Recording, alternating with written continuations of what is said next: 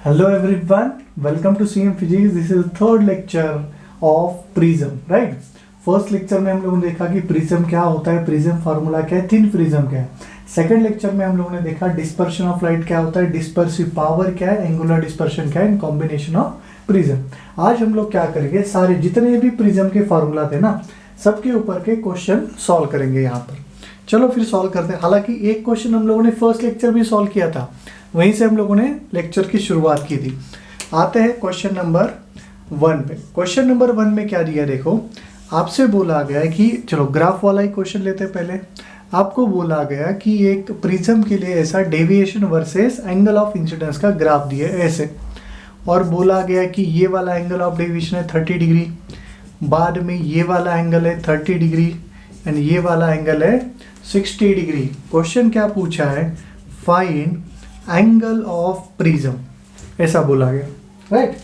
Directly graph वाला question आ गया। देखो तो फॉर्मूला कौन सा यूज करेंगे, देखो हमें क्या दिया है, डेल्टा का वैल्यू दिया है, सही है। यहाँ पर एक I1 एक I2 है। हमें पता है कि अगर ये एंगल ऑफ इंसिडेंस है तो ये किसकी तरह बिहेव करेगा, एंगल ऑफ इमर्जेंस की तरह। अगर ये एंगल ऑफ इमर्जेंस है तो ये एंगल ऑफ इंसिडेंस की तरह बिहेव करता है। तो डेल्टा का वैल्यू क्या होता है, I + E - A। तो डेल्टा का वैल्यू तो 30 डिग्री दिया, I का वैल्यू 30 है, A का वैल्यू कितना है 60 है, माइनस A 30 60 कितना आएगा 90, इधर का 30 उधर जाएगा तो माइनस होगा, 90 - 30 कितना 60। तो व्हाट इज प्रिज्म एंगल, और एंगल ऑफ प्रिज्म 60 डिग्री। आगे समझ में, दिस इज क्वेश्चन नंबर 1 जिसमें आपको ग्राफ दिया था। चलो नेक्स्ट क्वेश्चन पे आते हैं हम लोग, क्वेश्चन नंबर 2 पे। लगभग हर कैटेगरी का क्वेश्चन हम लोग सॉल्व करेंगे। किसी भी बोर्ड एग्जाम के लिए या ऑब्जेक्टिव एग्जाम के लिए तुम लोग ये सारे क्वेश्चन रेफर कर सकते हो। क्वेश्चन नंबर 2 क्या दिया है, देखो फाइंड एंगल ऑफ इंसिडेंस। क्या बोला है, find angle of incidence for minimum deviation. क्या बोला गया, find angle of incidence for minimum deviation. And आपको एक डायग्राम भी दिया है, ऐसा एक रे ऑफ लाइट है, ये एंगल ऑफ इंसिडेंस है, ये वाला आपका इंसिडेंट रे है, यहाँ पे रिफ्रैक्टिव इंडेक्स दिया गया √2, ये एंगल दिया आपको 60 डिग्री, राइट।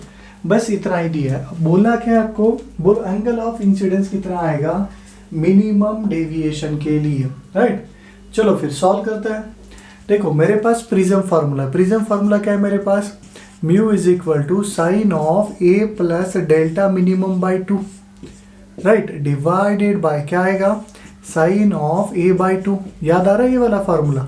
इसमें से मुझे क्या क्या दिया है पता है, देखो रूट पता है, एंगल ऑफ प्रिज्म पता है, और कुछ पता है क्या हमें, यहाँ पर कुछ नहीं पता।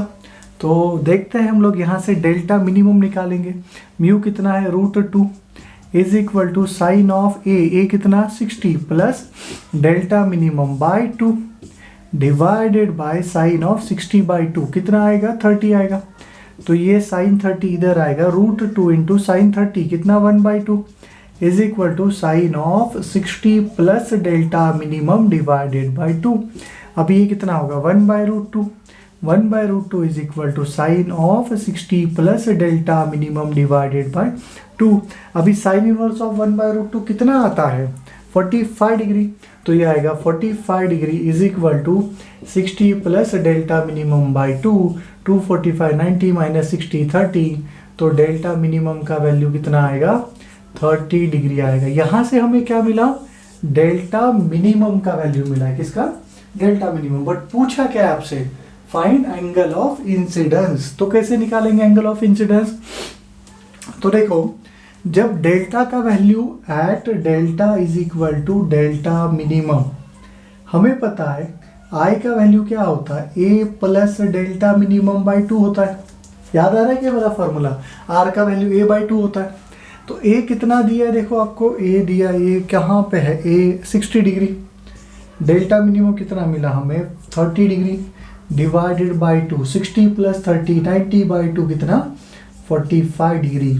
तो एंगल ऑफ इंसिडेंस 45 डिग्री के लिए आपको क्या मिलेगा, डेल्टा का वैल्यू डेल्टा मिनिमम मिलेगा, और वो कितना मिल रहा है आपको यहाँ पर 45 डिग्री मिल रहा है। आगे समझ में?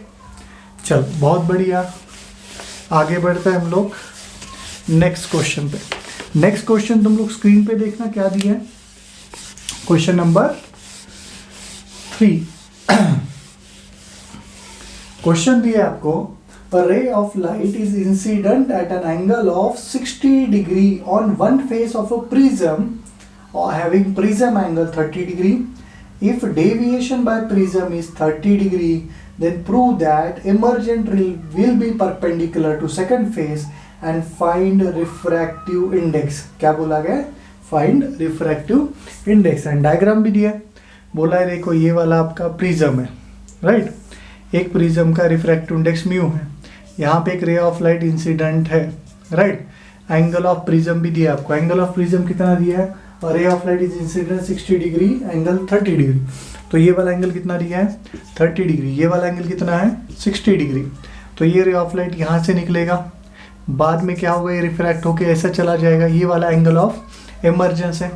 क्वेश्चन में पूछा क्या है, if deviation by prism is 30 degree then prove that emergent ray will be perpendicular to second face। Okay, तो देखो डेविएशन का वैल्यू 30 डिग्री दिया है, हमें पूछा गया है म्यू का वैल्यू बोलो कितना, and show that emergent ray is perpendicular to second face।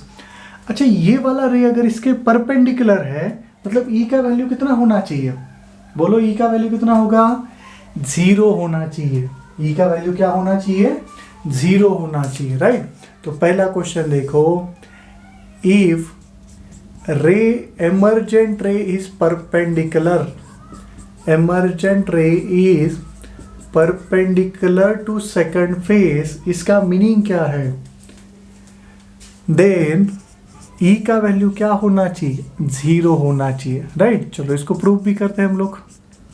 कैसे प्रूव करेंगे, देखना अभी हमारे पास डेल्टा है, ए है, आई है, ई निकालना है। क्या रिलेशन होता है, delta is equal to I plus E minus A.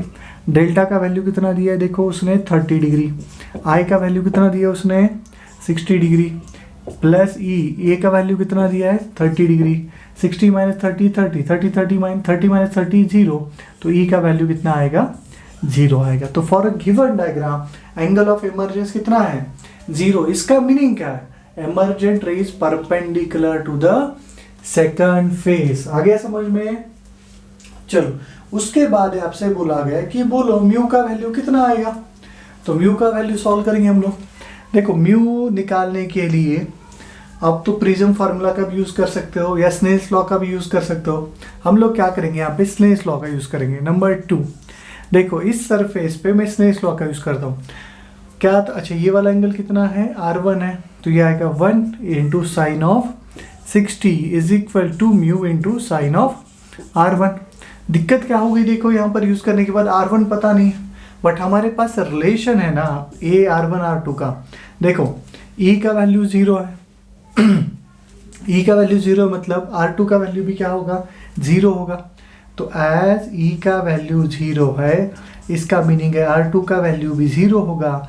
And we know that A is equal to R1 plus R2, मतलब A is equal to R1 होगा। आई ए कितना दिया 30 डिग्री, तो ये आ गया 30, ये आएगा √3/2 is equal to mu into sine 30 कितना 1/2, 2 कैंसिल आउट, म्यू का वैल्यू कितना आएगा √3 आएगा। तो सेकंड क्वेश्चन का भी आंसर मिला। देखो डेटा घुमाते जाओ, जो भी डेटा दिया है आपको अच्छे से एनालिसिस करो, उसका आपको आंसर मिलता जाएगा, राइट। बढ़े फिर आगे अगले नेक्स्ट क्वेश्चन की तरफ, क्वेश्चन नंबर 4 की तरफ। चलो इसको रफ कर देता हूं। क्वेश्चन नंबर 4 सॉल्व करते हैं। क्वेश्चन नंबर 4 में क्या दिया है, देखो आपको स्क्रीन पे देखना क्वेश्चन।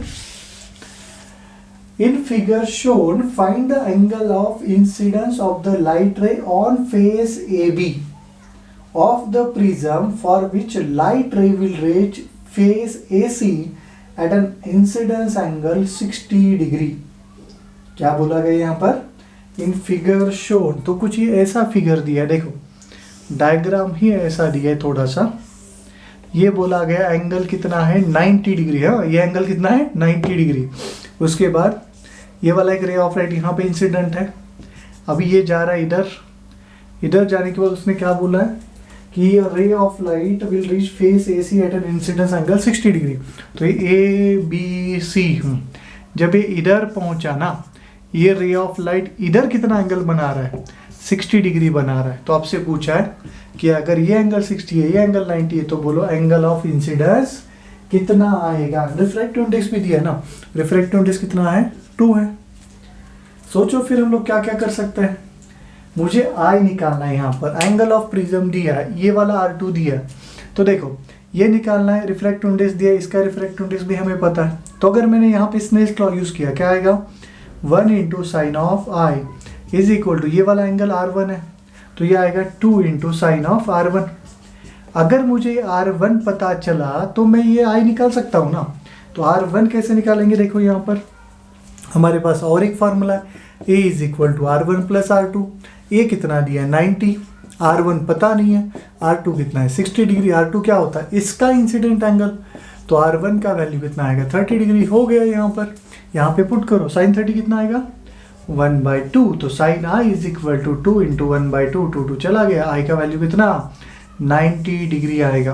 तो एंगल ऑफ इंसिडेंस कितना होना चाहिए, 90 डिग्री होना चाहिए। आगे समझ में, चलो बहुत अच्छे। चलो नेक्स्ट क्वेश्चन पे आते हैं। अगेन ये बहुत ही अच्छा क्वेश्चन है जो आगे दिखाई दे रहा है आपको। बहुत ही अच्छे से डिजाइन किया गया है, पूरा का पूरा रिफ्रैक्शन का कंसेप्ट आपको इस क्वेश्चन के अंदर यूज करना है। देखो अच्छे से, इजी क्वेश्चन है, टफ नहीं है, बट सोचना पड़ेगा उस तरह से। स्क्रीन पे देखो question, one face of an equilateral prism, on one face of an equilateral prism a light ray strikes normally. If its mu is equal to 3/2, find angle between incident ray and that ray that leaves the prism. क्या बोला गया है, चलो देखते हैं क्या दिया है। देखो एक प्रिज्म है ऐसे, राइट, इक्विलैटरल प्रिज्म है, मतलब ये वाला 60 डिग्री है। तो ए बी फेस पे एक रे ऑफ लाइट इंसिडेंट है, वो भी कैसे है, नॉर्मली इंसिडेंट है, कितने एंगल पे, 90 पे। तो ये एंगल ऑफ इंसिडेंस 0 है। तो अरे बाप रे, इसको ऐसे बनाता हूँ, रुको, हाँ ये मान लेना 90 है, तो ये क्या होगा, एंगल ऑफ इंसिडेंस 0, तो एंगल ऑफ रिफ्रैक्शन भी क्या होगा, 0 होगा। ये रे ऑफ लाइट इसके ऊपर गिरा, तो यहाँ पर देखो ये वाला आपका क्या है, एंगल ऑफ इंसिडेंस। उसने बोला है कि यहाँ पर रे ऑफ लाइट कितने एंगल पे इंसिडेंट है, 60 डिग्री पे। क्वेश्चन क्या है, on one face of an equilateral prism a light ray strikes normally if its refractive index is 3/2, find angle between incident ray and ray that leaves the prism। तो चलो यहाँ पे तो कोई दिक्कत वाला बात नहीं। ए बी पे, ए सी पे आते हैं अभी हम लोग। ए सी के लिए देखो रे ऑफ लाइट कहाँ से कहाँ जाएगा, डेंसर टू रेयर जा रहा है, तो अवे फ्रॉम द नॉर्मल मतलब इधर आएगा। तो ये वाला आपका एंगल ऑफ रिफ्रैक्शन होगा, राइट, इसे ही कहा जाता है एंगल ऑफ एमर्जेंस। तो देखा जाए ये वाला आपका ओरिजिनल रे था जो इंसिडेंट रे इधर जा रहा है, ये वाला क्या है, डेविएशन है, राइट। तो ये आएगा डेविएशन। यहाँ पर अगर आप लोग ई का वैल्यू निकालोगे, तो डेविएशन का वैल्यू भी आ जाएगा यहाँ पर।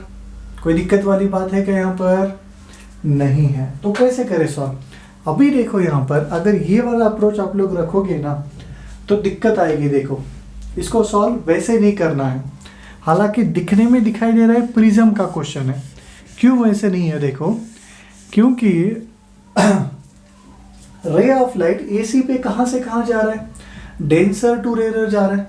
तो डेंसर टू रेयर जब भी रे ऑफ लाइट जाता है तो उस केस में एक पॉसिबिलिटी ऐसा भी आता है कि वहां पे रिफ्रैक्शन हो रहा है या रिफ्लेक्शन हो रहा है, ये चेक करो। रिफ्रैक्शन हो रहा है तो अभी ये जो बोला वो आएगा, अगर वहां पे रिफ्लेक्शन हो रहा है तो क्या होगा, आया ना पॉइंट समझ में आ गया। कि मान लो यहाँ पे रिफ्लेक्शन हुआ, टोटल इंटरनल रिफ्लेक्शन हो सकता है, तो ये पूरा का पूरा रे ऑफ लाइट किधर जाएगा, इधर जाएगा। कितने डिग्री पे चला जाएगा, 60 डिग्री पे। अगर ऐसा हुआ तो ये टोटल इंटरनल रिफ्लेक्शन की कंडीशन क्या होती है कि डेंसर टू रेयर जाना चाहिए, चलो जा रहा है। सेकंड कंडीशन क्या, angle of incidence must be greater than critical angle. Angle of incidence कितना है, 60 डिग्री है। तो पहले क्रिटिकल एंगल फाइंड करेंगे, तो critical angle is equal to क्या होता है, sine inverse of mu rare by mu denser, right. तो देखो यहाँ पर theta C is equal to sine inverse of mu rare आपको क्या दिया है 1 है, म्यू डेंसर 3/2 था शायद, तो theta C is equal to sine inverse of ये क्या आएगा 2/3 आएगा। सही है। अभी जब इसको तुम लोग सॉल्व करोगे ना 2/3 ये 3/2 ही दिया था क्या वैल्यू, हाँ 3/2 ही दिया था राइट, मतलब ये आएगा 2/3। जब इसको तुम लोग सॉल्व करोगे तो अप्रोक्सीमेटली मिलता है 42 डिग्री। कितना मिलता है अप्रोक्सीमेटली 42 डिग्री मिलता है, मतलब क्रिटिकल एंगल कितना है 42। तो angle of incidence is greater than critical angle. देखो इसके लिए मतलब क्या होगा, टोटल इंटरनल रिफ्लेक्शन होने वाला है, एंड टोटल इंटरनल रिफ्लेक्शन के केस में डेविएशन का फॉर्मूला क्या होता है 180 माइनस 2i। तो i कितना दिया है यहाँ पर 60 दिया है, तो 60 इंटू 2 120 माइनस 180 60 डिग्री। तो यहाँ पे डेविएशन कितना हुआ इसका 60 डिग्री हुआ। आगे समझ में राइट। अगर तुम लोग ये क्वेश्चन को सॉल्व करोगे उसी तरीके से रिफ्रैक्शन समझ के तो फिर आंसर गलत आएगा। देखो आंसर आएगा बट वो आंसर क्या होगा गलत होगा। तो इससे थोड़ा बच के रहना तुम लोग, क्योंकि यहाँ पे कंसेप्ट टोटल इंटरनल रिफ्लेक्शन का है। चलो आगे आते हैं हम लोग अगले क्वेश्चन पे। अगला क्वेश्चन क्या दिया है, prism has a refracting angle of 30 degree and mu is equal to 2। One of the surface of the prism is polish to make it reflecting. Find the angle of incidence of a light ray on other surface of prism so that after reflection the ray will retrace the path of the incident ray। चलो क्या दिया है, देखो ये आपका prism है right. ये prism का एंगल उसने शायद नहीं दिया है, चलो ए मान के चलो राइट। उसके बाद बोला है कि इसको हम लोगों ने क्या किया पॉलिश किया राइट, मतलब कोटिंग की है, मतलब ये मिरर की तरह काम करेगा। इसका रिफ्रैक्टिव इंडेक्स है म्यू, म्यू दिया है शायद mu prism has a refracting angle of 30 degree and mu is equal to 2, मतलब ये दिया है आपको, ये कितना है 30 डिग्री है and mu is equal to कितना है 2 है। एक रे ऑफ लाइट इसके ऊपर इंसिडेंट है। Now this ray of light is travelling from rare to denser toward the normal, तो ये आएगा इधर। सही है। अभी ये रे ऑफ लाइट इसके ऊपर इंसिडेंट हुआ। अभी उसने क्या बोला है कि ये वाला एंगल कितना होना चाहिए, एंगल ऑफ इंसिडेंस कितना होना चाहिए, so that upon refraction and reflection रे of light retraces its path. रे of light retraces its path. तो रिट्रेसेबिलिटी का कंसेप्ट हम लोगों ने पढ़ा था कहाँ पर, प्लेन मिरर के अंदर। रे ऑफ लाइट रिट्रेस कब करेगा, whenever angle of incidence is 0 degree. तो यहाँ पर देखो अगर ये वाला एंगल 0 डिग्री है, ये एंगल कैसे होता है, ये वाला एंगल होता है R2, ये वाला एंगल होता है R1। सही है। तो रे of light retraces when R2 का वैल्यू क्या होगा 0 डिग्री। देखो अगर ये 0 डिग्री है तो we know that A is equal to R1 plus R2 होता है। तो A is equal to R1 है, R1 कितना आएगा फिर 30 डिग्री, क्योंकि ये तो 30 है ना। तो देखो म्यू पता है, R1 पता है, आई निकालना है, तो यहाँ पे कौन सा लॉ यूज करेंगे, Snell's law. 1 into sine of I is equal to 2 into sine of R1। R1 कितना 30, साइन 32 कैंसिल हो गया, तो साइन आई का वैल्यू कितना होगा 1 होगा। आई का वैल्यू कितना, अरे बाप रे 90 डिग्री। आई का वैल्यू कितना आएगा यहाँ पर 90 डिग्री आएगा। आ गया समझ में राइट। कोई डाउट इसके अंदर। चलो हम लोग आगे बढ़े फिर। अब इसके बाद चलो अगला वाला क्वेश्चन सॉल्व करते हैं। क्वेश्चन नंबर आई थिंक 6 या 7 चल रहा है। अगला वाले क्वेश्चन में टाइम कितना हुआ है अपने पास, बहुत टाइम है अभी। क्या दिया है देखो, क्वेश्चन देखना स्क्रीन पे। For a dense flint glass prism of refracting angle 10 degree obtain angular deviation. तो आपको बोला गया कि एक आपके पास प्रिज्म है जिसका रिफ्रैक्टिंग एंगल कितना है 10 डिग्री है, मतलब एंगल ऑफ प्रिज्म कितना 10 डिग्री है। Obtain angular deviation for extreme colours and dispersive power of flint glass. Angular deviation हमें ढूंढना है, तो डेल्टा वी ढूंढना है हमें एक्सट्रीम कलर के लिए, डेल्टा आर ढूंढना है राइट। ओके, उसके बाद एंगुलर डिस्पर्सिव पावर भी हमें ढूंढना है यहाँ पर। बाद में आपको क्या दिया है, देखो यहाँ पर डेटा बहुत सारा दिया है। Refractive index for red colour and refractive index for violet colour. तो refractive index for red colour उसने दिया है and refractive index for violet colour भी दिया है। कितना दिया है रेड कलर के लिए, देखो 1.712 एंड वायलेट कलर के लिए 1.792। तो भी एक फ्लिंट ग्लास है, प्रिज्म है, रिफ्रैक्टिंग एंगल 10 डिग्री है। पूछा गया चलो फाइंड करो डेल्टा वी का वैल्यू कितना, डेल्टा आर का वैल्यू कितना आएगा। अभी ये तो पूरा का पूरा कैलकुलेशन आने वाला है, चलो सॉल्व करते हैं। डेल्टा वी देखो, डेल्टा का फॉर्मूला क्या होता है किसी भी ग्लास प्रिज्म के लिए, delta is equal to A into mu minus 1 होता है। अगर वो वायलेट कलर है तो ये क्या आएगा, ए इंटू म्यू वी माइनस 1। ए कितना दिया देखो 30 डिग्री, सही है, नहीं 10 डिग्री दिया। ए कितना चेक कर, 30 है 10 है, ये है आपका 10 डिग्री, सही है। बाद में म्यू वी कितना दिया 1.792, राइट, माइनस 1 है। तो ये क्या आएगा 1.792 माइनस 1, 0.792 इंटू 10, 7.92 डिग्री। ये आ गया आपका deviation for violet colour, extreme colour एक आ गया। बाद में रेड कलर के लिए सॉल्व करते हैं, delta R is equal to A into mu R minus 1। ये आएगा 10 डिग्री इंटू म्यू आर क्या है, रेड कलर के लिए कितना दिया है 1.712 माइनस 1, तो ये आएगा 0.712 माइनस 0.712 आएगा, इंटू 10 करोगे तो ये आएगा 7.12 डिग्री। ये आ गया डेल्टा आर।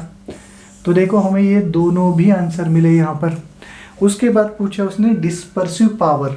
तो डिस्पर्सिव पावर क्या होता है, वो होता है delta we minus delta R divided by delta mean होता है। अब ये डेल्टा मीन क्या होता है, डेल्टा मीन है, एक तो तुम लोग डेल्टा ऑफ येलो कलर ले लो, बट येलो दिया नहीं है, तो उस केस में हम लोग क्या करेंगे, एक्सट्रीम कलर्स का मीन लेंगे, delta V plus delta R by 2। तो ये ओमेगा क्या आएगा, देखो omega is equal to 2 times of delta V कितना अपने पास 7.92 माइनस 7.12 डिवाइड बाय 7.92 प्लस 7.12। चलो ये सॉल्व करना पड़ेगा। 7.92 माइनस 7.12, ये कितना आता है 0.8 डिवाइडेड बाय ये कितना आएगा 7.92 प्लस 7.12, ये आता है 15.04। तो इसको अगर सॉल्व करोगे 2 इंटू 0.8 कितना है 1.6 डिवाइडेड बाय 1.6 डिवाइडेड बाय 15.04, ये आता है 0.106। ये आपका आंसर है डिस्पर्सिव पावर। तो देखो डेल्टा वी का आपके पास यूनिट है, डेल्टा आर का भी आपके पास यूनिट है, बट यहाँ पे जो डिस्पर्सिव पावर है 0.106, इसका यूनिट आएगा क्या, नहीं, क्योंकि डिस्पर्सिव पावर के लिए कोई यूनिट है क्या, नहीं है। It is a unitless and dimensionless quantity, right. तो ये थे कुछ question based on prism formula, dispersion of light, angular deviation, angular dispersion and dispersive power, right. उसके बाद इसके थोड़े से अच्छे लेवल के क्वेश्चन के लिए अगेन मैं एक वीडियो बनाऊंगा पूरा चैप्टर होने के बाद। तब तक के लिए ये वाला वीडियो अच्छे से रेफर करना, सारे के सारे क्वेश्चन प्रीवियस ईयर क्वेश्चन है, अच्छे से पढ़ाई करो। मिलते हैं हम लोग नेक्स्ट लेक्चर में। Thank you everyone.